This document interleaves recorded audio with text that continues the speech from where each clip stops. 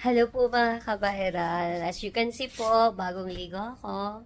So, nagpresenta ang aking husband, Daddy, na siya ang, Magluluto. siya ang magluluto. Luto Tingin ka ako. muna kasi parang malinaw ka yan. Gluluto siya ng, anong lulutuin mo? Show me nga yung lulutuin mo. Magluto ako ng kamatis na ginisa. Hindi. Ginisang kamatis. Ginisang Marami. kamatis. At may sardinas. At, ipakita mo yung sardinas sa atin. At, May sardinas. Yan, ayokong hawakan At kasi. saka nilagang kamuting Ayoko kasing hawakan dahil nga anong pangalan nito? Malansa. So ngayon, pupunta po ako ngayon sa kala mo garden eh. Bukas nga. Hindi.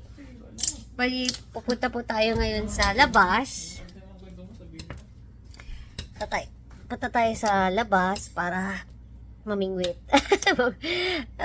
Punta tayo sa labas para po kumuha ng aking kamote. Ay, salamat po, Pastora Ems.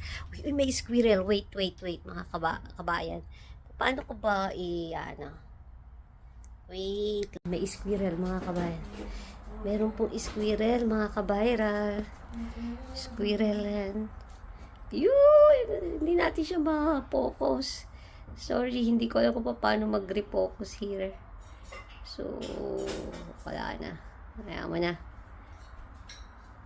Okay, back to what na ang kinikwento ko po na dahil sa squirrel. Meron po tayong dito. Meron akong may binigay si Pastora M sa akin ng yung hindi man pula. Hindi ko alam tawag doon yung kamote na may ugat na last time. So, tinanim ko po yon. Siguro bibigyan ko ng gagawa tayo ng short video about that. Pero sa ngayon, ito muna. So, ito na siya. Tumubo na. Dumami na pala. Dumami na siya. Nakatatlong harvest na ako. So, pang-apat na harvest na to. Yung pangatlo kong harvest po, inano ko na siya. Sabi ng asawa ko, since malalaki na, mahahaba na yung tangkay niya. Yung dahon lang kinuha ko. Tapos ngayon, tinanim ko siya. Hindi ko naman tinanim, pinaugat. Tignan yung nangyari at naging God. Ayan po. Ito ang nangyari. So, papansinin nyo, lahat yan, naging successful yung pagtubo niya. So, napaugat natin yung mga stem ng kamote natin. Ganda. Nakakatawa. I think this is 2 weeks na siya. 2 weeks or 3 weeks na po.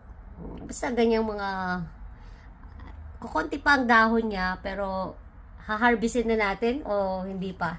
So, mamaya isipin ko muna kung haharvestin natin yan o hindi.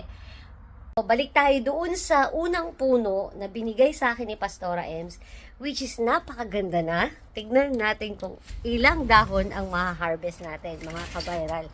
So, okay, balik tayo dito mga kabayral kung saan yung aking pinapakitang kamote, yung original na punla. Ito na siya. Oh, 'di ba? Bali pang-apat na harvest ko na ba 'to? Hindi ko na maalala kung this is pang-apat o pang-limang harvest. So, mayabong na naman siya. Tapos yung mga stem na tinubo natin doon na pinaugat natin, dito nang galing yan, dito. So, ngayon, harvest tayo ulit. Nakakatuwa, di ba? Ayan mga kabayral, para sa ekonomiya ng buong mundo, kailangan natin magtanim. Di ba? Ito, simple lang to. Ang mahal-mahal dito sa Canada, kaya talagang kailangan mong magtanim. So, kung namimiss mo ang Pilipinas, ito, one way to do it is magtanim ng mga halamang mamahal halamang meron tayo, okay na. Yan. So, harvest muna tayo mga kabayral.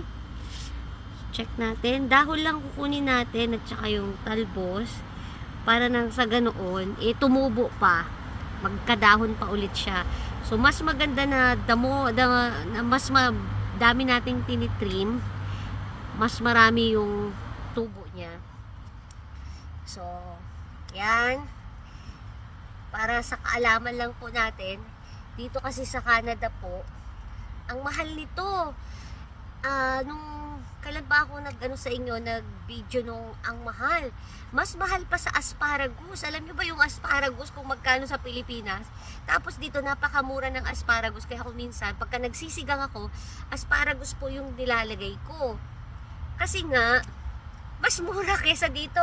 Siyempre, tayo mga Pinoy, mas gusto natin yung kamote, 'di ba? Or kangkong. So, ito po, ayan. So, harvestin natin. Meron na tayong, kung namimiss natin ang Pilipinas, meron na tayong kangkong. Konti lang naman, kasi uubusin ko lang to. Kasi kailangan natin siyang, hindi na talaga to lalaki tong kangkong na to dahil ito para lang sa small lang to. Hindi naman to yung pangmalakihan, panggamit lang namin since dalawa lang naman kami mag-asawa. So kaya ganito ang mga ang pwede sa amin. Pwedeng hindi applicable to sa iba. Pwede rin na at sa katulad namin na dalawa kami dito sa Canada, kaya okay lang to mga kabayral, no. Ang sinasabi ko lang po is pwedeng kasing yung iba mas malaki talaga, kami malaking garden. Ito maliit lang. Ito lang yung pinaglagyan ng bigas, dito lang namin nilagay. Pero hopefully maparami natin kasi meron na tayo dun sa loob. Kasi mag-i-snow na, so ito magwi-winter na. Inaantay natin na matapos. Pagka nag-winter na po, di na tayo makakalabas dito, kaya nag-attempt tayo na magtanim doon, which is naging, thank you Lord, successful naman yung ating pagtatanim.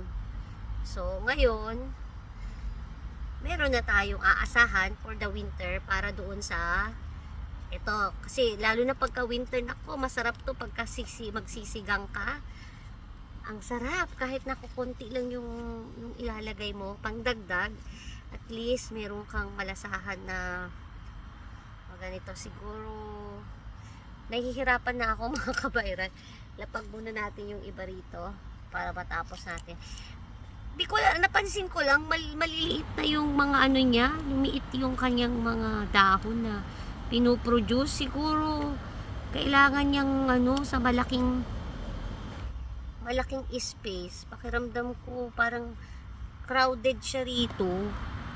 Silang crowded na rito. So kailangan mali ata yung pagtatanim ko. Pinagsama-sama ko sila. Dapat hiwa-hiwalay. Para nang sa ganoon, pangalan nito, yung makagalaw, yung mga hindi po kasi ako plantita para sa kaalaman ninyo. Hindi tayo plantita. Ginagawa lang natin to para tayo po, para sa ekonomiya. Kasi kailangan din nating magtipid dahil ang gastos dito, dolyar. Nako, hindi mo kayang isipin, hindi ko kayang arukin, ano ba ang pag-ibig mo, Jesus, na iyong binigay sa akin. Salamat, salamat, oh Jesus, sa pag-ibig mo. Tapos ka na magluto. Di pa ako tapos mag-harvest? Wait, at natanggal ko tong damo na tumubo dito. Palakihin muna natin yung iba, mga ka-viral, kasi maliliit yung niya. Okay. Ito na po, mga ka-viral, ang ating na-harvest sa ating mini garden yun. Sa ating paso. Ayan. O, diba? Ka-harvest. After nating i-harvest, hugasan na. Then, gagawin, mahal? Isagpaw. Isagpaw sa? Doon sa kamatis at sardinas. Kamatis. Patingin nga, hindi na natin na-videoan kung paano mo ginawa. O, yan. Diba? Ay, bukas mo para makita. Yan. Sarap, diba? Ganyan lang ang buhay dito, mga kabayran. Hindi mo kailangang maging, ano bang pangalan nito? Tama lang. Diba? Huwag ka lang mapaghanap sa buhay at maging makontento, maging sa masaya kung anong meron ka at kung anong binibigay ng Panginoon. Kaya, kakain na muna kami mga ka-viral. See you next time. Hope you like the video. Yung simpleng kwentuhan natin. At madadalas na to siguro kasi alam na ang busmeta natin is malapit nang magkaroon ng numero. Yun lang po. Maraming salamat. Thank you for watching Angel Cabahero Vlog. Mwah, mwah. God bless.